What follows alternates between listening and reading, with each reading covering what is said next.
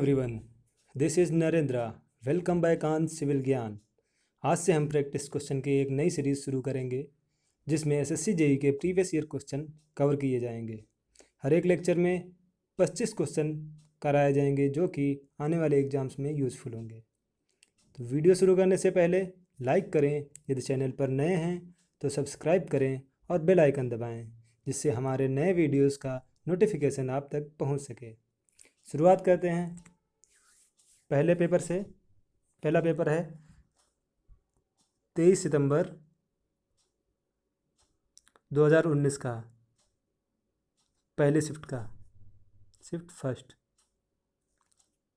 पहला क्वेश्चन है, what is the content of carbon in pig iron. Option है 3% to 4%, 0.5% to 2.5%, 5% to 8%, 0.002% to 0.1%। Option first है correct, जो कि है 3% to 4%। It means the content of carbon in pig iron is 3% to 4%। Carbon percent की बात आई है तो कुछ और भी देख लेते हैं। माइल्ड स्टील के लिए कार्बन कंटेंट होता है 0.05 से 0.25% तक। फिर आता है हमारा कास्ट आयरन। कास्ट आयरन के लिए कार्बन का परसेंट होता है 2 से ज़्यादा, मतलब ग्रेटर देन 2%। अब चलते हैं अगले क्वेश्चन पे। अगला क्वेश्चन है क्वेश्चन नंबर 2। इसमें पूछा गया है, according to Gales the up stream length of guided bank should be dash for discharge between 7,000 to 21,000। ये क्वेश्चन एसएससी जेई ने गलत करा दिया था क्योंकि इसके जो ऑप्शंस थे वो गलत थे। इस वजह से इसके मार्क्स जो थे सभी को दे दिए गए थे। तो अगले क्वेश्चन पर मूव करते हैं। अगला क्वेश्चन है, which of the following is added as a vehicle in paints. Paint में एज अ व्हीकल कौन सा कंटेंट यूज़ किया जाता है। ऑप्शन फर्स्ट है रेड लेड, ऑप्शन सेकंड है टंग ऑयल, फिर है turpentine oil, white lead. The correct option is tung oil. कुछ और भी एग्जाम्पल हैं व्हीकल्स के, जैसे हो गया लिंसीड ऑयल जो कि यूज़ किए जाते हैं। लिंसीड ऑयल हो गया, कोकोनट ऑयल हो गया, पॉप ऑयल हो गया, एट्सेट्रा। ये सब व्हीकल्स हैं जो पेंट में यूज़ किए जाते हैं। अब आते हैं अगला question, which of the following is a type of lease where the duration of the lease for a property is given until the death of person. Person की डेथ तक जो लीज दी जाती है प्रॉपर्टी के लिए वो किस प्रकार की होगी, कौन से टाइप की होगी। जो ऑप्शंस दिए हुए हैं ऑप्शन फर्स्ट है परपेचुअल लीज, फिर है सब lease, free hold, life lease. The correct option is option D, that is life lease. Life lease is a type of lease where the duration of lease for a property is given until the death of a person. Now the next question is, what is the rate of filtration in a slow sand filter? Slow sand filter में rate of filtration क्या होगा water purification के लिए। Option है 500 to 1000 litre per hour per metre square, 3000 to 6000 litre per hour per metre square, 100 to 200 litre per hour per metre square, 300 to 600 litre per hour per metre square. The right answer is option C, that is 100 to 200 litre per hour per metre square. ये तो था हमारा slow sand filter के लिए। अब आ जाते हैं rapid sand filter के लिए। रैपिड सैंड फिल्टर में जो रेट ऑफ फिल्ट्रेशन होता है वो 30 टाइम्स होता है स्लो सैंड फिल्टर के। तो इसको जब मल्टीप्लाई करेंगे तो हमारा ऑप्शन बी आ जाएगा, जो कि होगा रैपिड सैंड फिल्टर के लिए। और स्लो सैंड फिल्टर के लिए हमारा है सही answer option C. Now the next question is question number 6। Which of the following is also called inundation irrigation. देखिए इनंडेशन इरिगेशन किसे कहते हैं, ये होता है फ्यूरो इरिगेशन को कहते हैं। फ्यूरो इरिगेशन को क्या कहते हैं, इनंडेशन इरिगेशन। लेकिन ऑप्शंस जो दिए हुए हैं वो इनमें से कोई है नहीं, इस वजह से ये नंबर सबको दे दिया गया था। फ्यूरो इरिगेशन या फिर इसको हम फ्लड इरिगेशन भी बोलते हैं। फ्लड इरिगेशन, इसमें सिंचाई करने के लिए पानी की कोई कमी नहीं होती। चलिए ऑप्शन, अब नेक्स्ट क्वेश्चन है question number 7। According to IS classification the soil is classified into. Soil का क्लासिफिकेशन IS कोड के हिसाब से कितना किया गया है। ऑप्शन है 10 groups, 18 groups, 5 groups, 23 groups. The correct answer is option C, option B, that is 18 groups. 18 groups ये हैं, हो गया CGS कोर्स ग्रेन सॉइल, फिर हो गया FGS फाइन ग्रेन सॉइल, पीट सॉइल एटसेट्रा। फिर CGS भी कई पार्टों में डिवाइडेड है, फिर FGS भी कई पार्टों में डिवाइडेड है। इन्हीं सब के क्लासिफिकेशन ऐड करने के बाद ये 18 ग्रुप्स में आ जाता है। अब मूव करते हैं नेक्स्ट क्वेश्चन पे। नेक्स्ट क्वेश्चन है in a hydraulic jump if a Froude number F1 is equal to 4.5 to 9 then the jump is called. जब फ्रॉड नंबर 4.5 से 9 होता है तब वो जंप क्या कहलाएगी, तब वो जंप स्टीडी जंप होगी। फॉर अनड्यूलर जंप के लिए फ्रॉड नंबर होता है 1 से ग्रेटर या फिर इक्वल, और लेस देन होता है 1.7 से। और ऑसिलेटिंग जंप के लिए 2.5 से ग्रेटर होता है फ्रॉड नंबर, और लेस देन होता है 4.5 से। फिर आ गया वीक जंप। वीक जंप के लिए होता है 1.7 से ग्रेटर होता है फ्रॉड नंबर, और लेस देन होता है 2.5 से। फिर बचता है वहीं स्ट्रॉन्ग जंप। स्ट्रॉन्ग जंप के लिए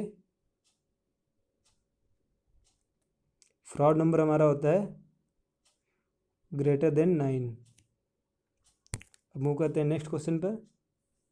नेक्स्ट क्वेश्चन है question number 9। The rocks that possess crystalline and compact grains are called. Crystalline और कॉम्पैक्ट ग्रेन रखने वाली रॉक्स को क्या कहते हैं।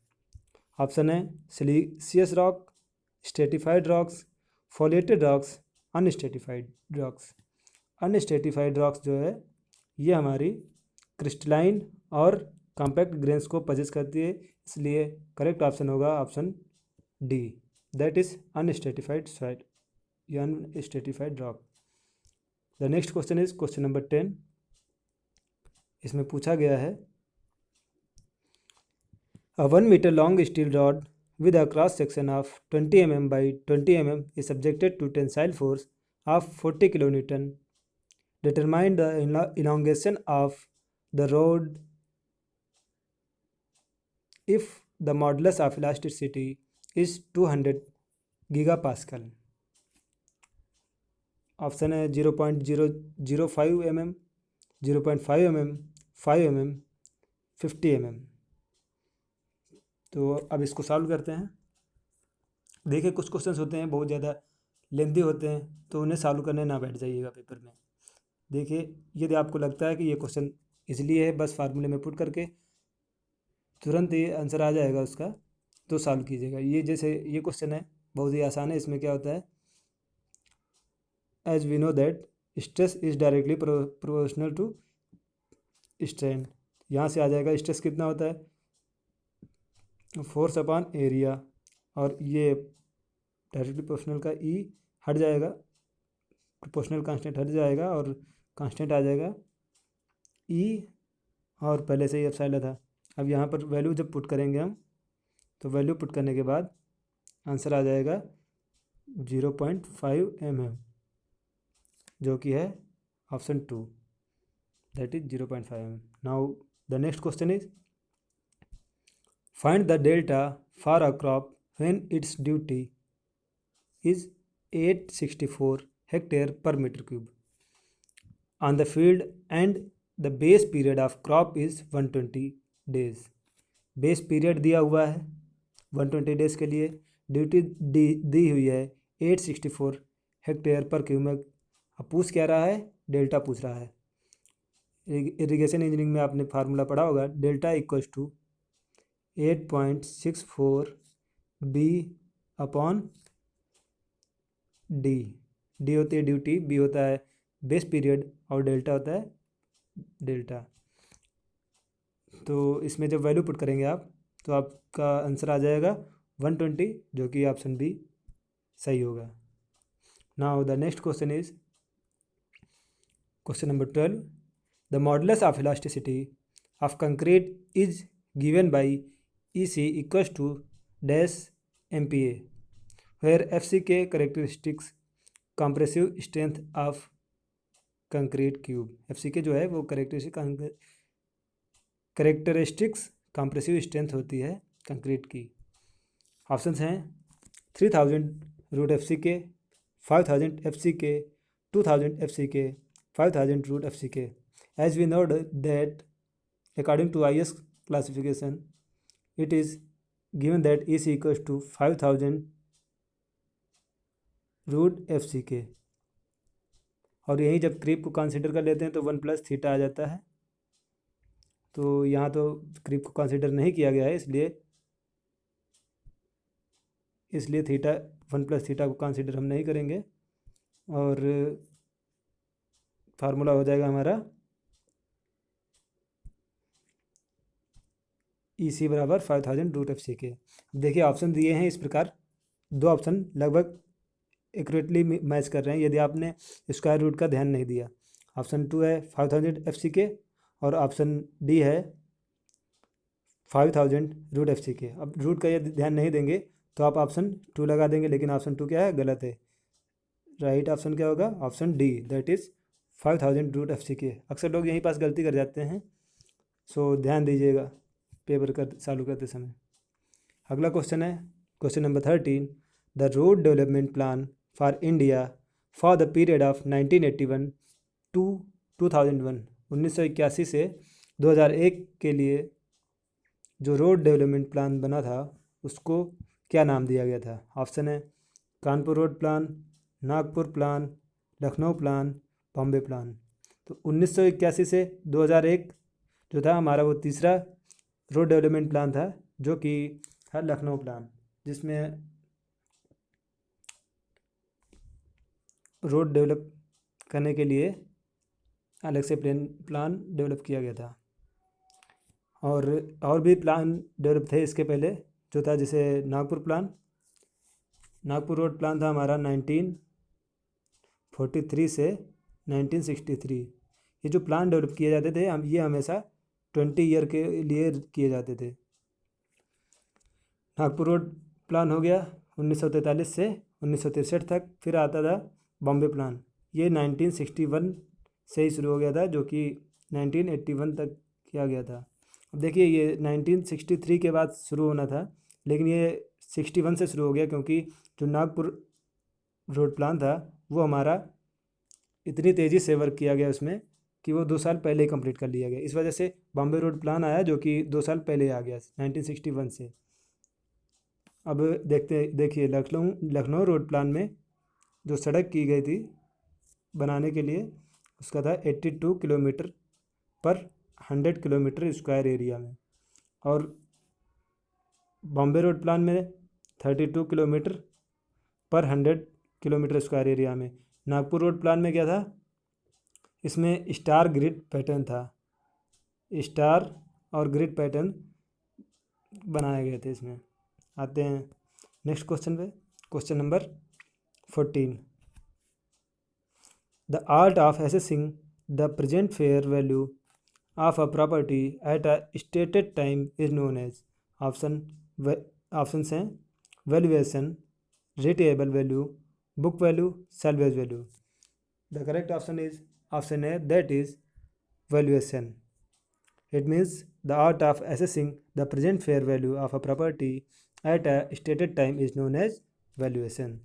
Now the next question is question number 15. Toughness index पूछा गया इसमें. Toughness index of a soil is the ratio of. Toughness index को शो करते हैं IT से. देखते हैं ऑप्शन क्या है. इसका फार्मूला होता है IP upon IF, plastic index upon flow index. Option देखते हैं. Shrinkage index to liquidity index, plasticity index to flow index, liquidity index to shrinkage index, liquidity index to consistency index.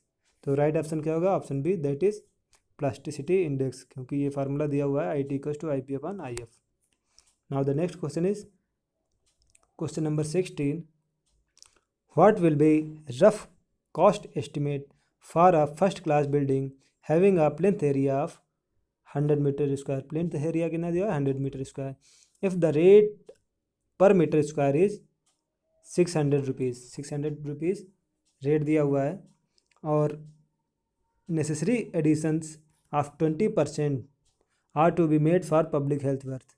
Public health worth के लिए 20% extra add कर देंगे area को. तो area हमारा है कितना? 100 है. इसका 20% निकालेंगे, कितना हो जाएगा?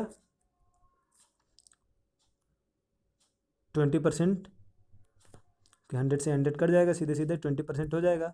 अब इस 20 हो जाएगा, अब 20% हो जाएगा जो कि हमारा 20 मीटर स्क्वायर में आ जाएगा. ये 20 मीटर स्क्वायर हम 100 मीटर स्क्वायर में जब ऐड कर देंगे, 100 + 20 = तब हमारा टोटल एरिया कितना हो जाएगा? टोटल प्लिंथ एरिया हो जाएगा हमारा 120.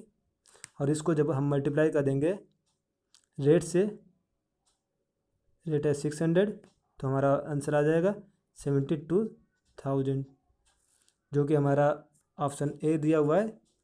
So it will be correct, that is 72,000. Now the next question is what is the expression for crippling load for a column with both and hinged. क्या है? Both and hinged है, इसलिए crippling load पूछ रहा है. तो both and hinge होने का डायग्राम ऐसे बनेगा. ये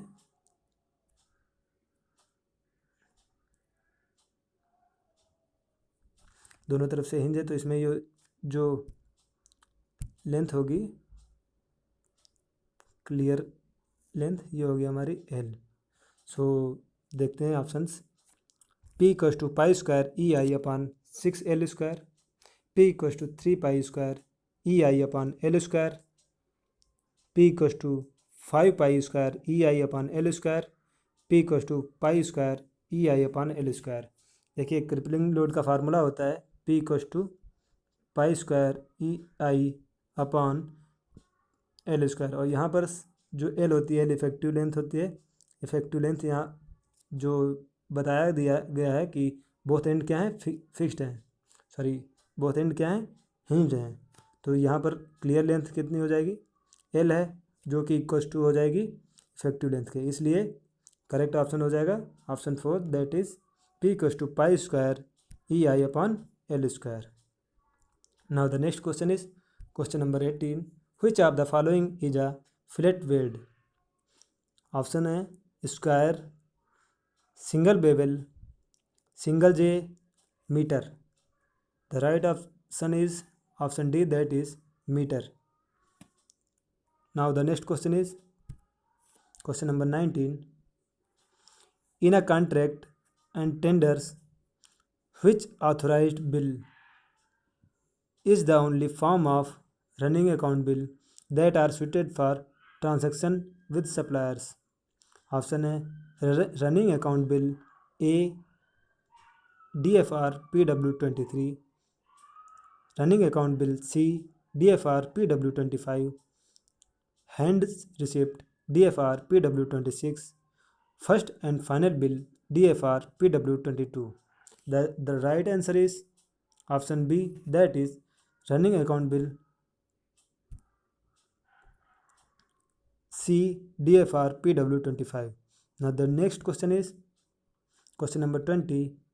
What is the neutral axis depth for a singly reinforced beam from the top extreme fiber as per IS 456 2000? देखिए इसमें क्या है कि जो ऑप्शंस दिए गए थे वो गलत थे, इस वजह से इस क्वेश्चन को गलत दे करके इसके मार्क्स सभी लोगों को प्रोवाइड करा दिए गए थे। अब आते हैं अगले क्वेश्चन पे। अगला क्वेश्चन है question number 21। The relation between bulk modulus, Young's modulus and Poisson's ratio will be. Option है K = ME upon 3m-2,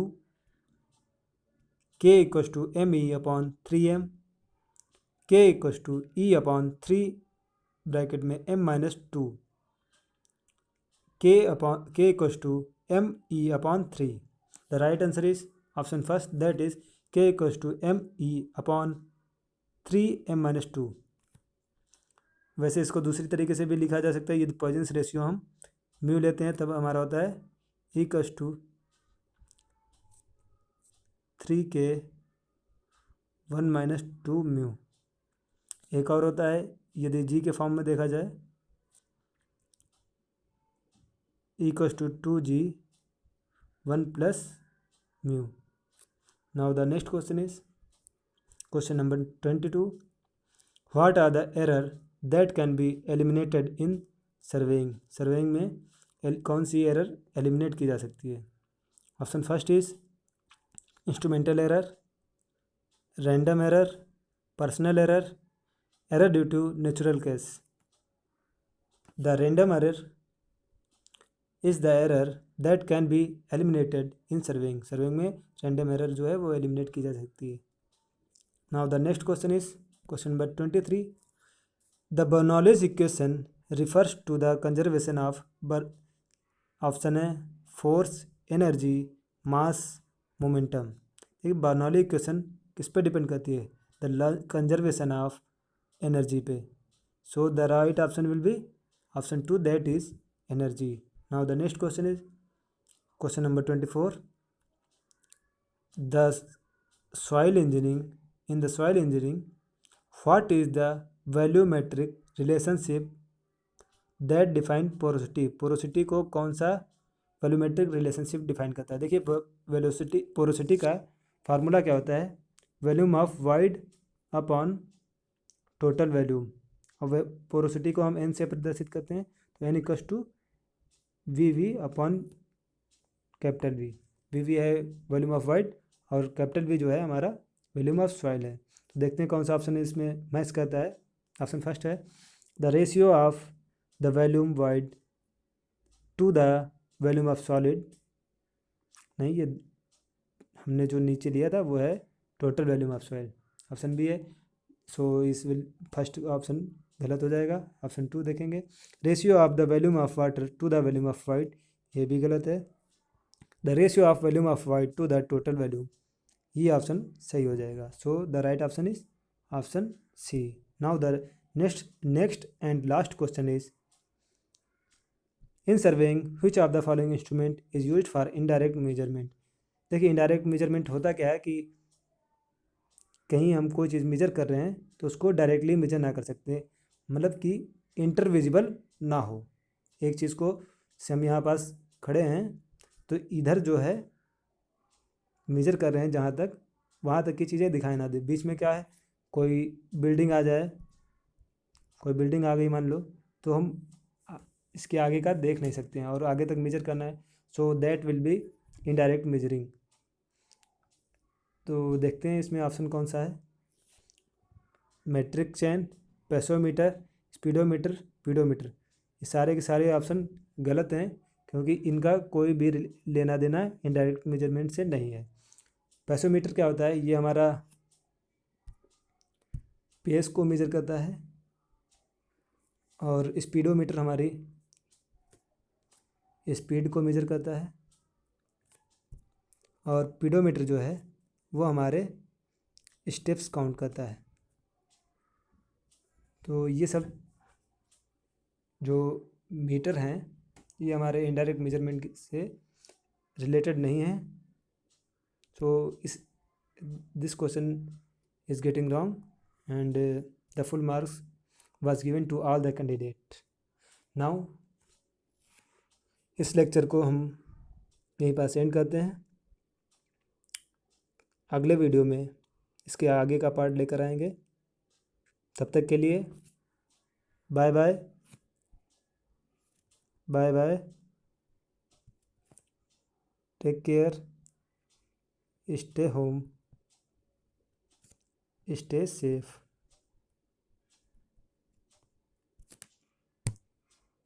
thank you.